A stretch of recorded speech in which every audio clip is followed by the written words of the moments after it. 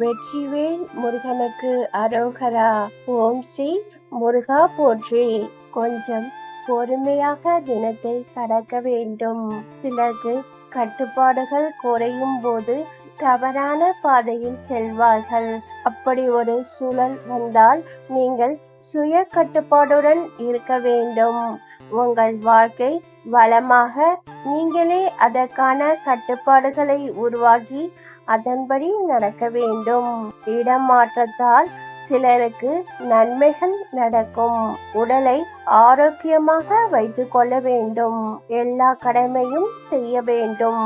மனமும் உடலும் ஆரோக்கியமாக இருக்க நான் ஆசீர்வாதம் செய்கிறேன். இந்தா போற்றி, கடம்பா போற்றி, கதிர்வேலா போற்றி, வள்ளி தெய்வானை மணவாளனே போற்றி.